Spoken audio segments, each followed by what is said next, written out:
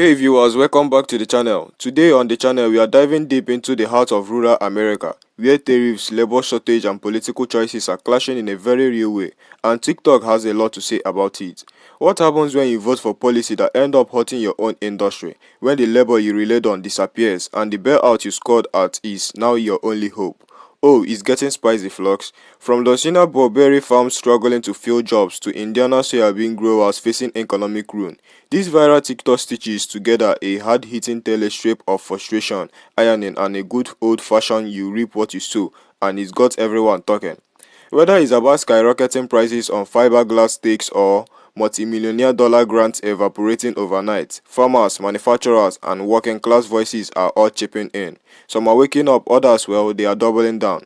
So sit back, hit that like button, and let's unpack this trending moment where agriculture, politics, and social commentary collide. Welcome to the TikTok Town Hall you didn't know you needed. Alright guys, I didn't really want to have to get on here and do this, but I had to. These are fiberglass stakes right here. Those big bulky stakes on the back of the truck, wooden stakes. I called 2 weeks ago to get a quote on these fiberglass stakes because we need some more stakes this year. I got a quote, 83 cents. I called the man this morning. I said, hey, I know these tariffs are crazy and everything going on. I said, what can you do me on those fiberglass stakes now if we needed a load? It's a 3-month ETA from time you place the order. He said, Taylor, he said, you don't want to hear this price and I'm about to give you. And I said, well, give it to me anyways. He said, each of those steaks now is going to be $1.74 a piece. And I said, well, you know, and I know both that we can't do that, and that's going to be impossible. So that's just to let you know a little bit of what we're going through out here on our farm and what farmers in general are going through. These tariffs, not the best thing for our country. I voted for Trump. Oh, don't worry, Trump voter. Your farm is going to be taken care of after you default on it and those billionaires that you protected with your vote buy it from the bank. So don't worry. That land is going to be taken care of by a large corporation after you default on it and have to go back to working a regular ass 9 to 5. All right, so good job voting for this. Did you say you voted for Trump? You said you voted for Trump.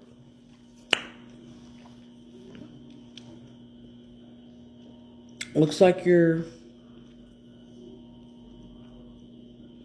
reaping what you sowed.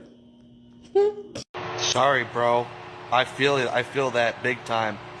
And I feel that big time because we're looking at the same thing over here where we actually make the plastics and nylon fiberglass that you guys are probably making your steaks out of.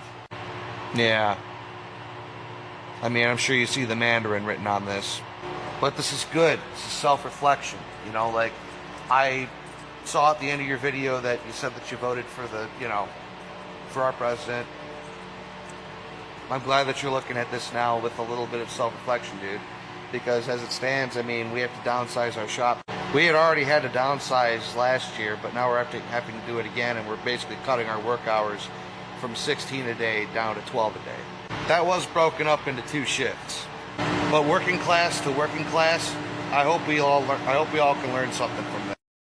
Oh, do we have one of the sweetest FAFOs of the year? Meet Rebecca Carlson, who thought her third vote for Donald Trump was going to be the best thing for America ever. And even though Rebecca was capitalizing on a Biden administration $400,000 grant for her farm, and then also was using immigrant labor, but Rebecca still thought Donald Trump was going to be best for her and her family. And now, since Rebecca has lost her $400,000 grant, she expects her farm to go out of business. Rebecca goes on to admit that she bleeds being a Republican and that Donald Trump's tariffs were good for her the first go around because guess what? She was able to artificially raise her prices and make more money because of the tariffs on the Chinese one. Not making it more, economical for us, the consumer. Rebecca got paid while we all had to pay more for no reason. And people like Rebecca thought that was okay. And shortly after Trump took office, the U.S. Department of Agriculture canceled her $400,000. You can call them loans if you want. They never have to pay them back. And Rebecca, you got exactly what you voted for. Peace. Who voted overwhelmingly for Donald Trump state they now face financial ruin because of Donald Trump and his tariffs and are asking for a bailout using our tax dollars. To that I say, no. This is absolutely ridiculous. I know you guys understand how to grow corn and shit, but maybe you should have spent a little more time growing a fucking brain, because this is exactly what happened last time. He put tariffs on China, the farmers got hurt, and they needed a bailout. And that here you guys are again with amnesia, voting for him again. There's that one soybean farmer you may have seen. He's like, I voted for Donald Trump 3 times because of his policies, but I need him to stop this right now because it's hurting us. Yeah. Do you not, fool me once? Shame on you. I don't know what to say to these people. It's like they have just, like I said, amnesia. They have short-term memory loss because they cannot remember that Donald Trump took them to the brink last time, and this time it's even worse. He's putting these tariffs just blanket style, and places like China are cutting off American agricultural products, and it's going to crush soybean farmers, people who grow corn. That's a huge thing for where I'm from in Indiana, corn and soybean. That's what our state relies on. That's a huge agricultural crop for us. And farmers in Indiana, I'm sure, overwhelmingly voted for Donald Trump. And now you want to look to the government? You want to look to socialism and government handouts to bail you out?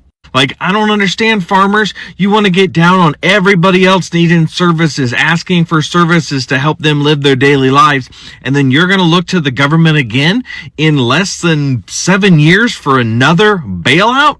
Another bailout? Damn, how many chances do you need? If it's not working, you need to close business. That's called capitalism, right? Isn't that what you guys freedom-loving guys love? Is capitalism? If you can't survive on your own, it's not capitalism anymore. Why are we having to subsidize all of your farms all the time? After you voted for it, you fucked around. You need to find out. You can't keep putting your hand on the stove, wondering why you got burned, and then asking the people to give you the ointment and the bandages. That's not how it works. You sold us all down the river, so jump on the boat and join us, because I don't feel like helping you out. Is it going to have a huge impact if farms go under? Yeah, I understand that. Same thing with the auto industry, why they had to be bailed out. I get it. The travel industry, airlines, things like that. But damn, guys, pull yourself up by the bootstraps, right? Isn't that the theory? Isn't that your motto? Pull yourself up by the bootstraps? Where are you, farmers? You're supposed to be all country strong. Get your shit together. Quit voting for Donald Trump like a bunch of dumb fuck chuckleheads. God damn it. What is your problem? Farmers who voted overwhelmingly for Donald Trump.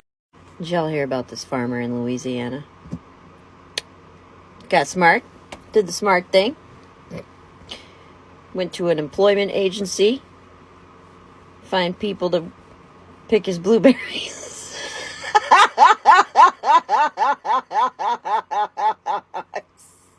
Sorry. The fuck? I've got a perfectly good labor force. We're exploiting them. They don't care. It's perfectly good. Let's fuck it up and get a different one that sucks. That won't do heavy lifting. That's lazy. That never wanted to do it in the first place. Hence the exploitation. You know that agency rep was looking at him like,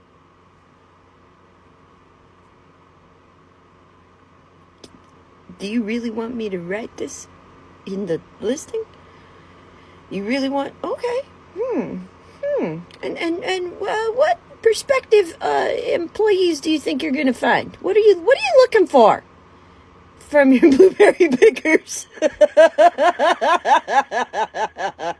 Let me ask you, what has to be on the resume for somebody applying for that position? $11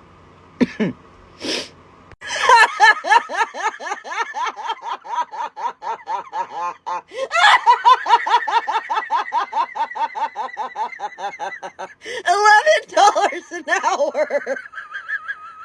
9 to 10 hours a day. 7 days a week. May to July.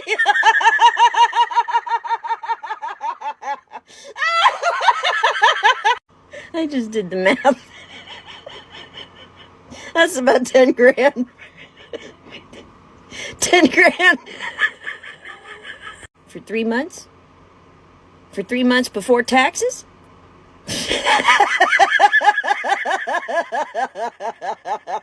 What? You ain't finding nobody for that fucking job. You should have voted right. Now look, I am not saying that the Pope did the big nope and took the forever nap just because he met J.D. Vance, but generally speaking, that has got to be some sort of sign. And since this is the internet, no, I am not saying that J.D. Vance somehow did it. I am just saying that it is pretty prophetic that his mere presence was enough to put a Pope into the past tense. I mean, come on, y'all, that is one hell of a coincidence. He had one quick conversation with the Coppertone Coward's sidekick and all of a sudden he got called home? The most creative person on the planet couldn't write this shit if they were on contract. Woo, if hell is real, my seat is gonna be hot. But at least I'll have all y'all there to hang out with. Anyways, that's gonna be it for me today. I am about to get my ass on a plane and fly to Texas so I can go tell Charlie Kirk to get fucked to his face. I hope to see any and all of y'all available there at Texas A&M tomorrow on the 22nd. But before I put these boots on the ground, I'm gonna tell you to keep the motherfucking boots out your motherfucking mouth, and remember that the golden rule will always remain yeehaw fuck the law. I love y'all. I'll see you down the line. So let's talk about the reality that a lot of people don't want to face, especially those in rural farming communities who voted overwhelmingly for policy and politicians that are now actively working against their own interests. No proof, no sugarcoating, just straight up accountability. We are seeing a viral TikTok video circulating right now, a very brutally honest collection of stitching reactions, personal testimonies, and hard truths about what is happening on the ground in places like Indiana, Louisiana, and across the Midwest. And it's all centered around one thing: consequences, or more specifically, voting against your own interests and then being surprised when it backfires. Let's start with the Louisiana blueberry farming. A man who, instead of continuing to exploit the undocumented labor force that literally prop up American agriculture for decades, decided to go legit and hire through an employment agency. Now, on paper, that sounds noble, right? But here's the twist. He's shocked that no one wants to work 9 to 10 hours a day, 7 days a week for $11 an hour, out in the heat, breaking their backs for 3 straight months, and he seems genuinely confused by this. Let's be real, this wasn't ever a job America has wanted. That is why the system relied on exploiting cheap immigrant labor in the first place. It was never sustainable, it was never ethnical, but it was convenient. And now when you pull the rug out from under the system, that system without offering better pay, better conditions, or better incentive, you end up with job posting that no one wants to fill. I mean, really, what exactly did you think was going to happen? And then there is the issue of tariffs. This is where the conversation goes from frustrating to downright frustrating. We are hearing from farmers who say, I voted for Trump 3 times, I supported his tariffs, I believe in the policy, but now it's hurting us. It's like watching someone walk into the same wall over and over again and then getting mad at the end. Tariffs on Chinese goods sound strong and patriotic in some bites, but when you actually living in the consequences, it's devastating, especially when those tariffs lead to retaliatory policy that hit you differently or directly. China stops buying soya beans, price pumped. American farmers are left holding the bag. And the answer, bear out. Again, these same flocks who scream about big government and socialism are the first in line when the government opens up the checkbook. And let's be clear, I understand that farming is a tough business. I understand that agriculture is the backbone of this country, but you cannot keep preaching self-reliance and small government while begging for federal aid every time you prefer policy blow up in your face. That is not rugged individualism, that is hypocrisy. Now let's talk about Rebecca Carlson, another face in this TikTok tapestry. She cashed in on a $400,000 grant under the Biden administration. No problem there. That is what those programs are for. But she still voted for Donald Trump not once, not twice, but 3 times. Why? Benefiting from Democratic administration assistance. And now that Trump's tariffs have dried up that funding and tanked her business model, she's looking around like, what happened? What happened, Rebecca, is that you voted against this very system that kept your farm afloat, and now you are drowning in the consequences. Let me be crystal clear. This isn't about political sides. This isn't about red versus blue. This is about cause and effect. When you constantly vote for candidates who are openly hostile to labor rights, who favor large corporations over small farmers, who slash funding for public programs while expanding tax breaks for billionaires, this is what you get. And while we are here, let's talk about those fiberglass steaks. We heard from a farmer who said they went from 83% to 1.74 a pieces due to tariffs driving supply chains issues. That is more than double the cost. That is not a small flotation. That is the kind of chain that can break a season, break a budget, and break a business. Now multiply that across every supply item: fertilizer, equipment, feed, packaging, and you are not looking at an isolated problems. You are looking at a system in collapse, and it's being driven by choices, political choices. And now those stakes hasn't just made of fiberglass; they are made of iron. But here is what really gets me. Some of the people in these videos do seem to be waking up.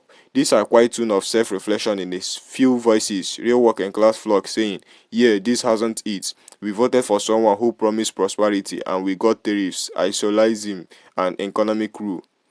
And if you are one of those people, good, welcome. Nobody is here to kick you while you are down, but do need to own it. We all make choices, and when you have been given a second or even third chances to make a better one, don't double down on the thing that burned you in the first place. Don't look at the stove, hands still red, and say, well, maybe this time it won't be hot. The truth is, there are people across this country who have been warning about this for years, pointing out that this policy would hurt the very people who supported them the most, and they were called alarmists. They were told they hated America. They were told to pull themselves up by the bootstraps, and now here we are once again watching the same communities ask for help from the very institution they said should be dismantled. So here's my message to those farmers, factory workers, and small town business owners who are feeling the burn right now. It's okay to change your mind. It's okay to reevaluate. But what is not okay is pretending like nobody warned you. What is not okay is playing victim to a system you helped build. You made your choice, your voice heard. You made your vote count. Now you are seeing what the actual means. And going forward, you have got a choice. Keep doubling down or learn from the past and do better next time. Because here is the truth. If the small farmer is going to survive in this country, it's going to require real policy change. It's going to require smart trade deals, human labor policy, and a government that invests in a rural infrastructure, not one that hands over your land to corporate agribusiness after your default on your loans. That is what is coming up next. By the way, when you lose the farm, it's not going to sit empty. Some hedge funds is going to scoop it up. They are going to automate it, corporate it, and turn your family legacy into another line item on their portfolio. That is the end game, and the people you voted for, they are fine with that. They are counting on it. So wake up, seriously wake up. You can't keep throwing this country under the tractor and expect it to grow your crops. That is not how this works. Thanks for sticking around for this commentary. If you got something out of it, whether you agree or not, go ahead and hit that like button. Subscribe to the channel and leave your thoughts in the comments. I want to hear what you think. Let's have this conversation. Until next time, take care of each other, stay informed, and stay loud.